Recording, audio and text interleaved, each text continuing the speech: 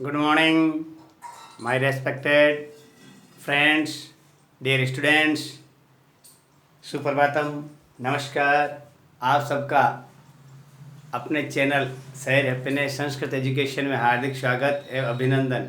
मेरे साथियों, हम पढ़ रहे हैं टेंस का जो चैप्टर चल रहा है हमारे प्रेजेंट टेंस के अंदर कल हमने प्रेजेंट सिंपल के बारे में पढ़ा था।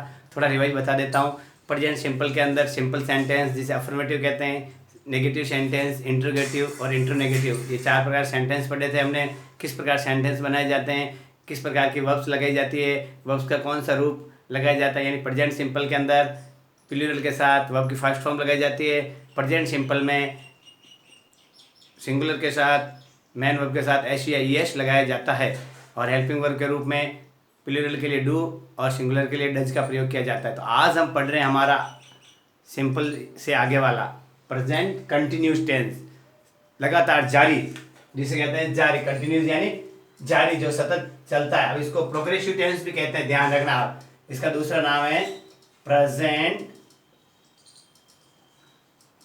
Progressive tense. ऐसा समझे, ये इसका नाम, दूसरा नाम भी है प्रेजेंट प्रोग्रेसिव टेंस। अब इसके अंदर इसकी पहचान कैसी है, ध्यान रखना। इसकी पहचान करने के लिए हिंदी वाक्यों के अंत में देखो, लिख आप याद भी कर सकते हो, लिख भी सकते हो। हिंदी वाक्यों के अंत में रहा है, रही है और रहे हैं आते हैं। ये ध्यान रखना, हिंदी वाक्यों के अंत में रहा है, रही है और रहे हैं आते हैं। अब इसके अंदर भी अपन क्या करेंगे, अब इसमें आपको पहले बता देता हूं। इसके अंदर हेल्पिंग वर्ब लगेगी, इसमें भी सहायक क्रिया, ध्यान रखना। किसी का भी कंटिन्यू हो उसमें सहायक क्रिया जरूर होती है। तो सहायक क्रिया, प्रेजेंट कंटिन्यूस की सहायक क्रिया जिसे अपन क्या कहते हैं भाई, हेल्पिंग वर्ब। देखो HELP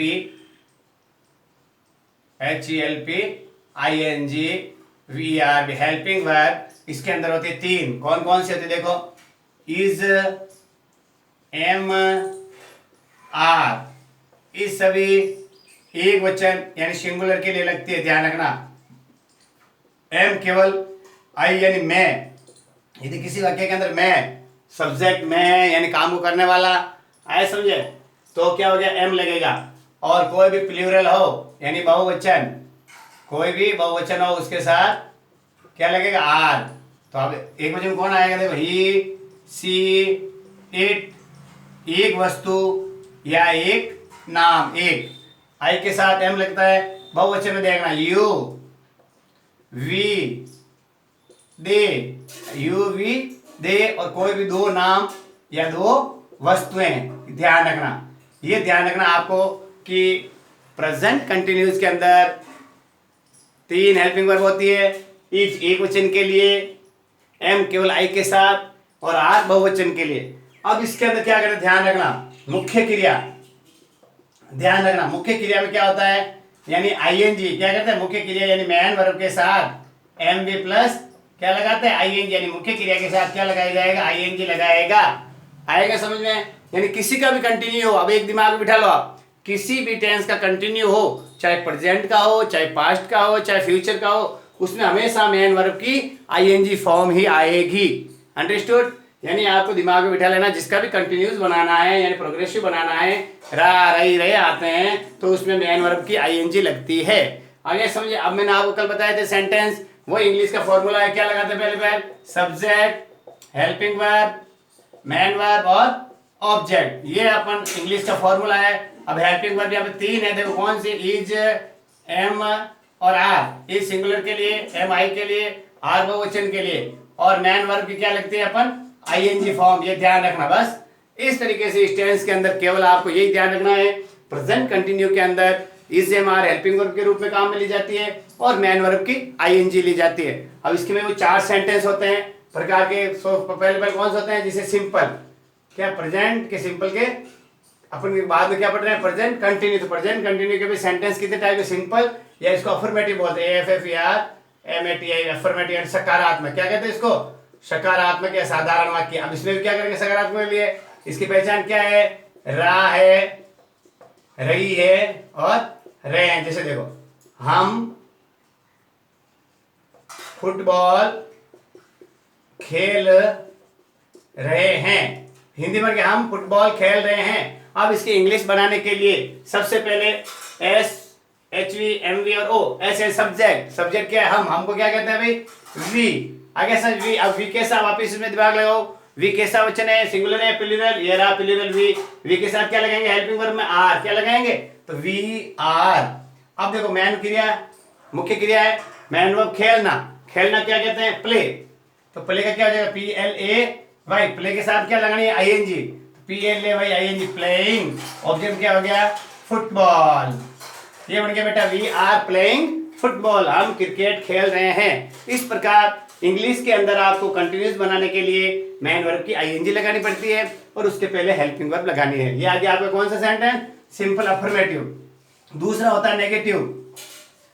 नेगेटिव के लिए आपको सीधा दिमाग में रखना है, हेल्पिंग वर्ब के साथ क्या लगाना है, नॉट। किसी का भी आप चाहे कोई भी टेंस हो, हेल्पिंग वर्ब के साथ नॉट लगा दो सीधा। देखो यानी एच वी के साथ नॉट, एच वी के साथ क्या लगा दो, नॉट। यानी इसमें हिंदी में क्या हो जाएगा, नहीं रहा है, नहीं रही है। तो हम फुटबॉल खेल रहे हैं का नेगेटिव क्या बन जाएगा हिंदी में, हम फुटबॉल नहीं खेल रहे हैं। तो क्या हो जाएगा, वी, फिर आर। अब क्या कह रहा है, हेल्पिंग के साथ नॉट, तो वी आर नॉट, नॉट आ गया, प्लेइंग फुटबॉल।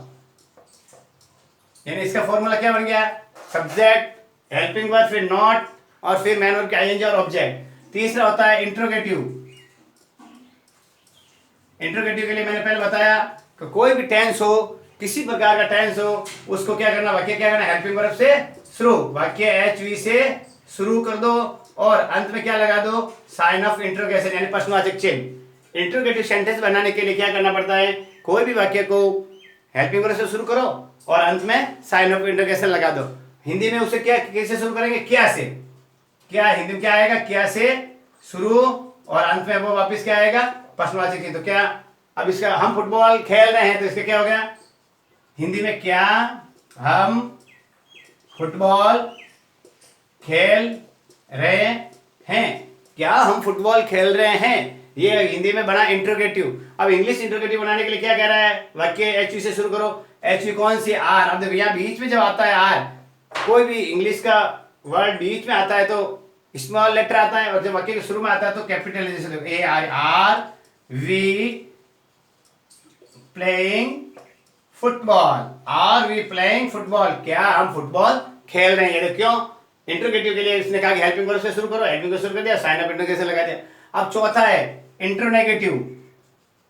इंट्रोनेगेटिव, इंट्रोनेगेटिव क्या होता है, वही वापस एच वी से शुरू करो। क्या करो, एच वी से शुरू, ठीक है, तथा सब्जेक्ट के बाद क्या लगा दो, नॉट, और अंत में क्या कर दो, साइन ऑफ इंट्रोगेशन। आगे समझे, यानी इंट्रोनेगेटिव बनाने के लिए कोई भी वाक्य हेल्पिंग वर्ब से शुरू करो और सब्जेक्ट के साथ नॉट लगा के अंत में साइन ऑफ इंट्रोगेशन लगा दो। आगे समझे, तो देखो एक बार वापस सिंपल सेंटेंस बनाने के लिए हमने क्या किया, हमने सबसे पहले subject, helping verb, main verb और ऑब्जेक्ट। सब्जेक्ट के साथ में हेल्पिंग वर्ब में इजी में आर लगाया जाता है और मैन वर्ब के साथ आईएनजी लगाया जाता है। क्या लगाया जाता है, आईएनजी लगाया जाता है। इस प्रकार आपको समझ में आ जाना चाहिए। नेगेटिव बनाने के लिए क्या लगाया, साथ हेल्पिंग वर्ब के साथ नॉट लगाया। क्या लगाया, हेल्पिंग वर्ब के साथ नॉट लगा दिया। अब इंट्रोगेटिव बनाने के लिए हमने क्या किया, इंट्रोगेटिव बनाने के लिए हमने वाक्य के शुरुआत में किससे शुरू किया, हमने हेल्पिंग वर्ब से। हेल्पिंग वर्ब से शुरू करने के बाद हमने लास्ट में साइन ऑफ इंट्रोगेटिव। आया समझ में,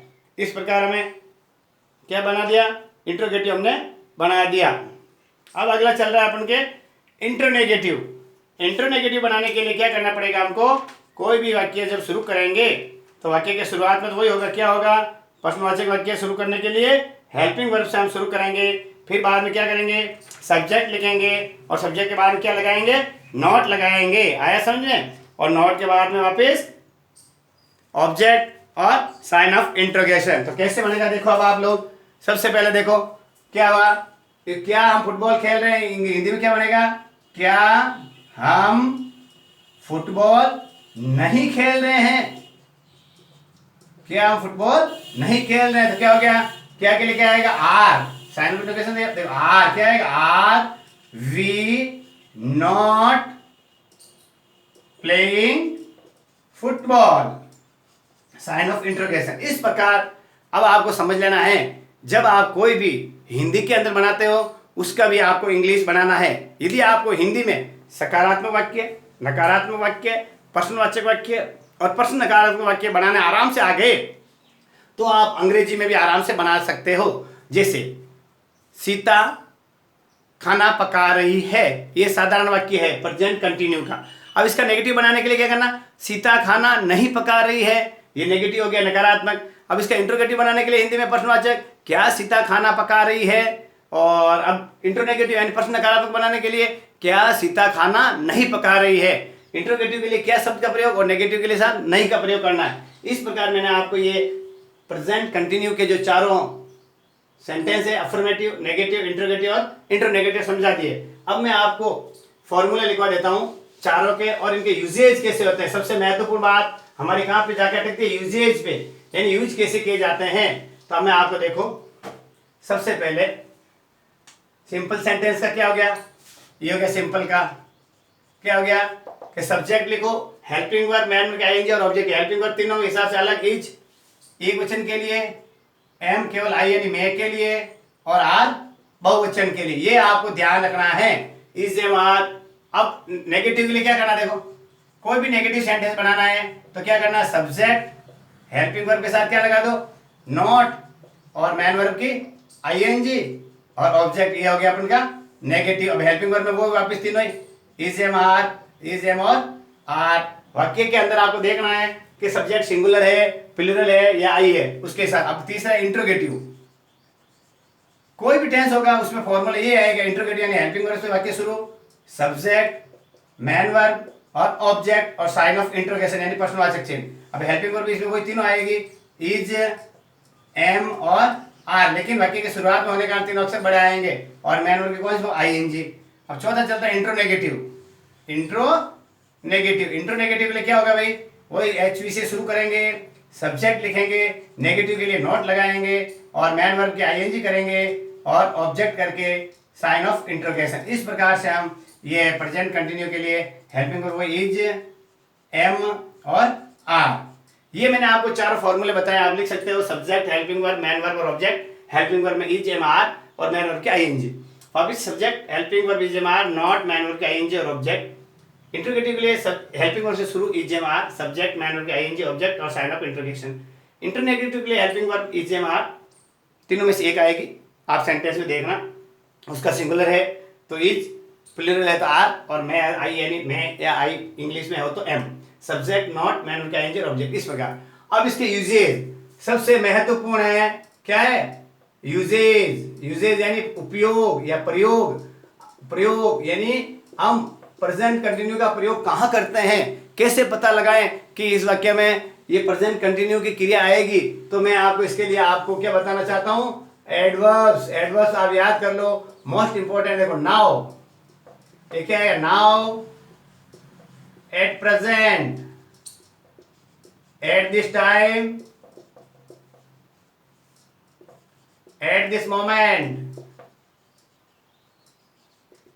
now, at present, at this time, at this moment. यदि वाक्य के अंदर ये शब्द आ जाए तो आपको क्या करना है, मैन वर्ब में आईएनजी और हेल्पिंग वर्ब के लिए इज, एम, आर लगानी है। आगे समझ में। तो प्यारे साथियों, मैं आपको यही बताना चाहता था कि आपको प्रेजेंट का कंटिन्यू करना है तो उसके लिए आपको ये जो मैंने हेल्पिंग वर्ब बताई है, इस हेल्पिंग वर्ब को आपको याद कर लेना है। समझ में आ गया आपके। तो यदि ये हेल्पिंग वर्ब आप समझ कर लेंगे तो आपके लिए बहुत ही आसान तरीके से ये हो जाएगा। अब अपन देखो एक वाक्य बनाते हैं आपके लिए और उसके अंदर इस हेल्पिंग वर्ब के साथ साथ एडवर्ब होती है, इस एडवर्ब का भी अपन उपयोग करेंगे। कैसे करेंगे देखो, क्या एक वाक्य बना रहे हैं, सीता केला खा रही है, तो इसके आगे सिंपल वाक्य क्या होगा, सीता इज ईटिंग ए बनाना।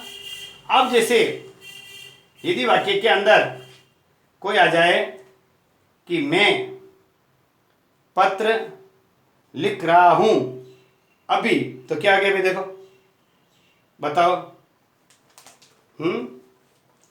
अब इसके लिए इतनी वर्ब मैंने आपको बता दी है, समझ में आ गया। तो आप जैसे वाक्य मैंने क्या बताया देखो, यानी आई खाली जगह देख जो, कोष्टक में राइट लिख दिया, लेटर नाउ। सुनना, देखो एक वाक्य सीधा बोला तो आई खाली जगह देखना, राइट ए लेटर। ठीक है, अब देखो, अब देखो क्या लिखा मैंने, आई क्वेश्चन में देखो राइट है, ए है, लेटर है, और ये आ गया नाउ, और यहाँ कुछ नहीं आया, तो क्या आ गया आई राइट्स। इसमें क्या करना भाई, आई राइट्स ए लेटर, मैं पत्र लिखता हूं, ये सामान्य है, इसकी आदतन कार्य है, तो इसमें तो कुछ नहीं है। लेकिन अब इस वाक्य को देखो वापस आप, नाउ क्या आया, वाक्य में क्या आया, नाउ, तो नाउ क्या है, एडवर्ब है, तो इसके लिए आपको क्या करना पड़ेगा, सब्जेक्ट है आई, तो आई के साथ क्या लगाना पड़ेगा, हेल्पिंग वर्ब, कौन आएगी, एम, तो क्या हो गया, आई एम।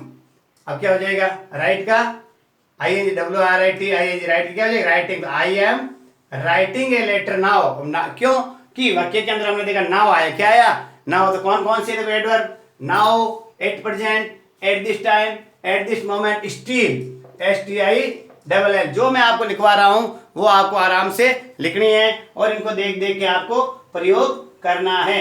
आया समझ में। देखो इसके बाद में एक और बताना चाहता हूं, महत्वपूर्ण है, जैसे देखो नाउ ए डेज, क्या है, नाउ ए डेज, और एक लिशन, और इसके साथ में वो क्या बोलते हैं, विस्मयबोधक, एक्सक्लेमेटरी साइन है, विस्मयबोधक चिन्ह और लिशन के साथ में ऐसा, तो क्या करें इसमें प्रेजेंट का कंटिन्यू आएगा, यानी इजम आर और मैन वर्ब की आईएनजी फॉर्म आएगी। समझ में आया। इसके साथ जैसे लिसन आ गया, मान लो जैसे लुक आ गया, क्या आ गया, लुक, एल ओ के लुक, और साइन ऑफ ये विस्मयबोधक चिन्ह आ गया, तो आपको प्रेजेंट कंटिन्यू टेंस का प्रयोग करना है। समझ में आ गया आपको। वापस देखो, सबसे महत्वपूर्ण इस कंटिन्यू के अंदर आपको कुछ ध्यान नहीं रखना है, helping verb is am are, main verb की आईएनजी। मैन याद रखने का ये तरीका है, आपके ये स्टार बना रहा हूं, मोस्ट है, आप लिख लो, now, at present, at this time, at this moment, still, now it is, listen, ये विस्मयबोधक चिन्ह, एक्सक्लेमेटरी साइन, लुक, और साइन एक्सक्लेमेटरी, आया समझे, एक्सक्लेमेटरी साइन यानी विस्मयबोधक चिन्ह है ये, यदि लिसन और लुक के साथ में विस्मयबोधक चिन्ह है तो आपको मैन वर्ब के आईएनजी और उसके पहले हेल्पिंग वर्ब में इजम आर का प्रयोग करना है। तो मैंने आपको ये प्रेजेंट कंटिन्यू टेंस समझाए हैं, तो आप ज़्यादा से ज़्यादा ये टेंस बच्चों तक पहुँचाए, ताकि रीड और टीचर्स की जो भर्ती आती है उसमें बच्चे आराम से कर सकेंगे। और स्कूली शिक्षा में बच्चों के लिए टेंस बहुत जरूरी है, तो वो आराम से सीख करके ग्रामेटिकल पोर्शन अपना पूरा कर सकते हैं। नमस्कार साथियों, यूट्यूब चैनल को ज़्यादा से ज़्यादा शेयर करें। नमस्कार।